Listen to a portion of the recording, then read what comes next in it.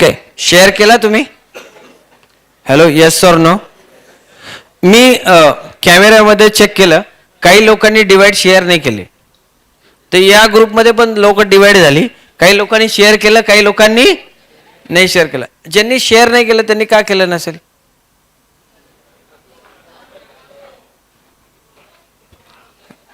Hello, आ laziness नसतो. Right, okay. अजून काय कारण असेल?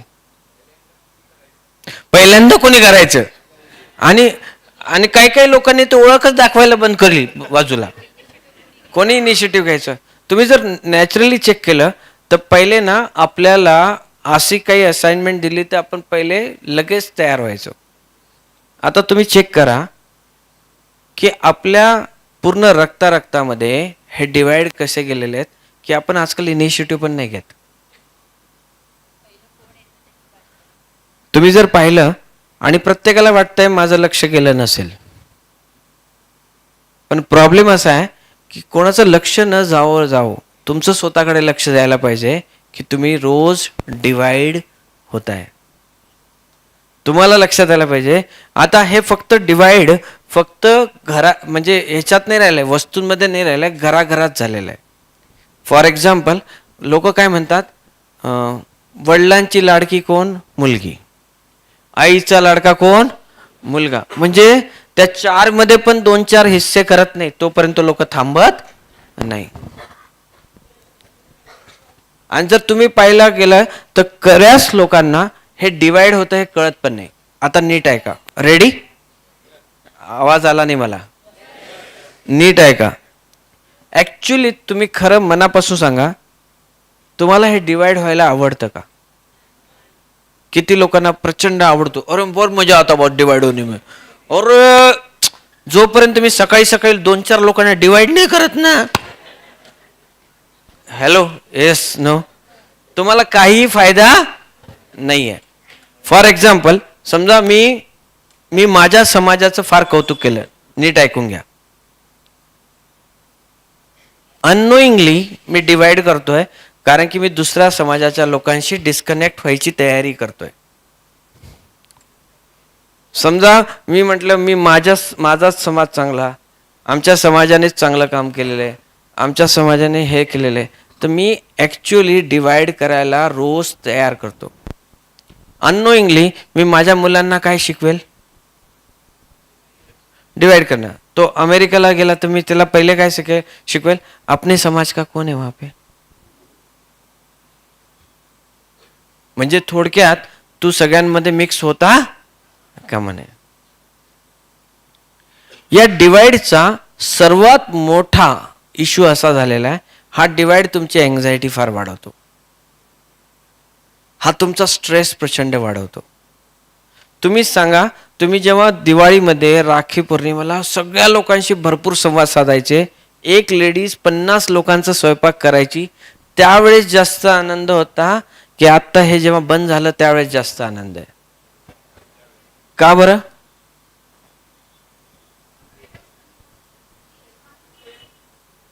आत्मीयता होती आणि प्रत्येकाला काम करताना फार मजा येत होती ना. म्हणजे माझे भाऊ येणार, माझी भाऊजाई येणार, हे एकजूट होतं, म्हणजे इको थिंकिंग होतं. राईट?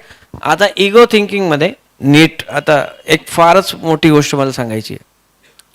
ही अँझायटी दिसते कशी, स्ट्रेस दिसता कसो? स्ट्रेस सर्वात पहिले चालू होतो एकटेपणापासून. तुम्हाला किती लोकांना जाणवतोय आजकाल लोक एकटे राहायला प्रेफर करतात?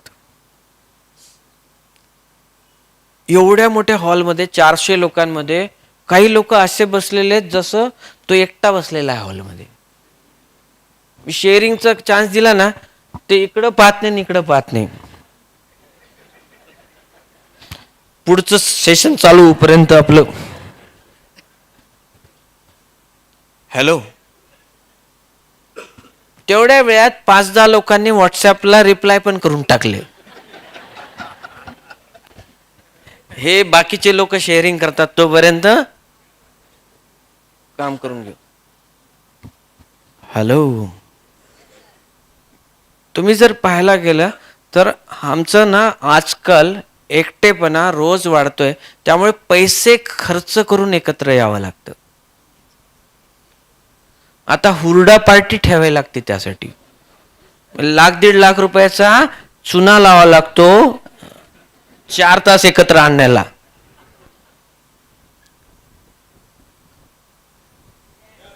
अरे तुम्ही काहीच बोलत नाही. काही लोक तर यस पण बोलत नाही. ते म्हणतात फक्त एवढं सांग सेशन केव्हा संपणार आहे. आता मला लक्षात आलं इगो काय.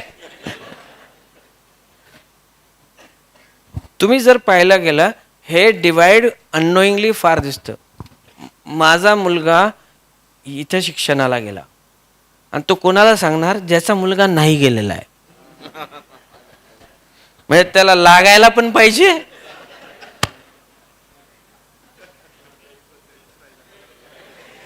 Hello, yes no.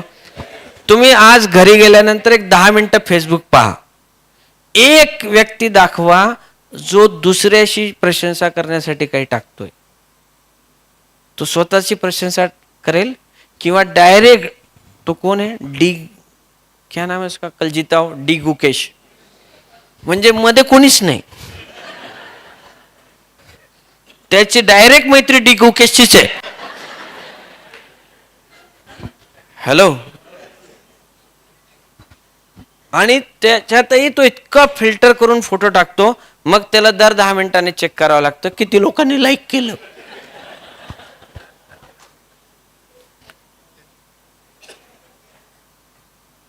हे डिवाइड पॉझिटिव्ह निगेटिव्ह मध्ये पण झालं. आता मी थोडंसं अजून डिटेलमध्ये जाईल 2 मिनिटासाठी. पहिले ना डिवाइड थोडे कमी होते. जसं एक डॉक्टर कम्युनिटी आहे, फक्त डॉक्टर कम्युनिटी असायची, broadly it's a doctor community. आता त्याच्यात काय डिवाइड झालंय, ॲलोपॅथी, आयुर्वेदिक, होमिओपॅथी. होमिओपॅथीवाल्याकडे गेले तर तो पहिले कसं चालू करतो, आम्ही विदाऊट मेडिसिन करतो. म्हणजे ॲलोपॅथी नालायक आहे. आयुर्वेदिक वाला काय म्हणतो, मी मुळापासून नष्ट करतो. ॲलोपॅथी वाल्याकडे काय म्हणतात, तुम्ही कुठेही जा, शेवटी आमच्याशिवाय पर्याय नाही. Hello, yes no. ते असं थोडी म्हणतात की आमच्या तिघांचं सपोर्ट घ्यावा लागेल तुम्हाला, तुम्हाला असा डॉक्टर फार कमी मिळेल. मग त्या डॉक्टरांमध्ये पण डिवाइड आहे. अच्छा, मी MBBS, नाही मी MD आहे. बाजूवाला नाही, माझे 4 फेलोशिप झालेले आहेत. मग त्याच्यामध्ये कोण गव्हर्नमेंट मेडिकल कॉलेजमधनं झालाय आणि कोणी प्रायव्हेट कॉलेजमधनं झालेलं आहे. मग त्याचं 100 बेड हॉस्पिटल आहे का 20 बेड हॉस्पिटल आहे. आणि तो क्लिनिकवाला असेल तर तो उठतच नाही विचार जागेचा, तो गुपचूप एका कॉर्नर मध्ये बसतो. माझं तर याच्याशी काही घेणं देणं नाही. Hello, yes no. म्हणजे फक्त डॉक्टर कम्युनिटीमध्ये डिवाइड झालंय की डॉक्टरमध्ये पण सब डिवाइड झाले, भरपूर सब डिवाइड झाले.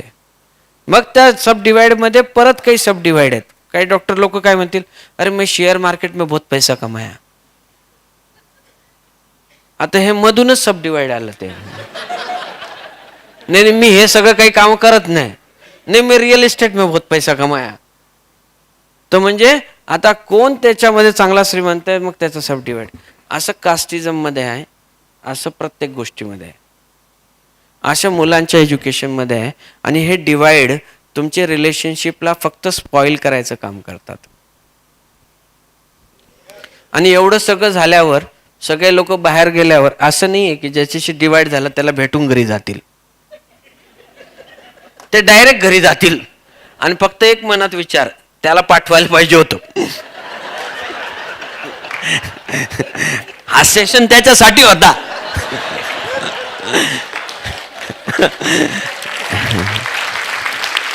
ह्याचा माझ्याशी काही संबंध नाही. Hello, yes no. ही स्ट्रेस कसा दिसतोय, बिंग अलोन मध्ये दिसतोय. त्याची पुढची स्ट्रेस आहे अँझायटी. अँझायटी मध्ये होतं काय, तुमच्यापैकी कोणी सांगू शकेल?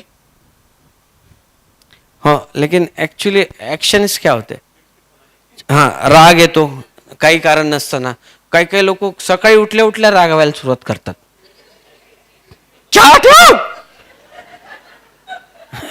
काही त्याची अवकात नाही, काही नाही.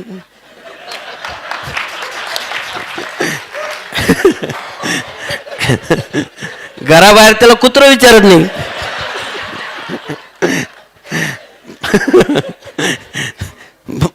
बायको किचन मध्ये जाते, चहा ठेवते. सकाळपासून 8,000 रुपये पगार देतो, त्याच्यात ते सकाळी 9:30 वाजता तप तप तापवतो लोकांना. मी एवढा पगार देतो तुम्हाला. Hello, yes no. त्याच्यामुळे लोकही टिकत नाही. अजून कसं दिसतं? एंझायटी दिसते कशी? ॲग्रेसिव्ह असतात आजकाल लोक. Very good. अजून कशी दिसते? इरिटॅबिलिटी, काही गोष्टींनी इरिटेट होतील ते. ओव्हर थिंकिंग दिसते. ओके, अजून काही डॉक्टर लोकांनी उत्तर दिलं तर आम्हाला जास्त ऑथेंटिक उत्तर मिळतील. एंझायटी कशी दिसते? पॉझिटिव्हनेस. ओके. डॉमिनेशन. ओके. तिरस्कार. Okay, very good. काय? रेस्टलेसनेस असतो. काही लोक ना स्वतःचं मत फार प्रखरपणे सांगतात. हे एंझायटीवाले लोक असतात. हे एकदा हे चालू झाले ना, फडणवीस चांगले कसे, कोणाच्या बापाचं ऐकत नाही ते. मग त्याने एकनाथ शिंदेचं चालू केलं तर ते म्हणजे ह्याचा त्यांच्याशी काही संबंध नाही बरं का. हे घरात आहे, ते ओळखत पण नाही यांना. पण हे आपला मुद्दा प्रखरतेने म्हणतात. असे किती लोक वाढलेत आजकाल जगात. तुम्ही व्यापाऱ्यांमध्ये बसा, 2-2 तास चर्चा करतात ते नरेंद्र मोदींनी काय केलं. त्यांना पण माहित नाही जी ही चर्चा करतात. हॅलो, हे एंझायटी आहे ना. त्यानंतर तुम्ही पाहिलं डिप्रेशन. एंझायटीमध्ये अजून एक गोष्ट आम्हाला जाणवली, स्क्रीन टाइम वाढलाय. प्रत्येक जण म्हणतो वेळ नाही आहे, आणि प्रत्येकाचा स्क्रीन टाइम 6 ते 8 तास आहे. आणि प्रत्येक जण काय म्हणतो, दुसऱ्याला व्हॉट्सअप पाठवतो, इतना स्क्रीन टाइम नाही रहना चाहिए.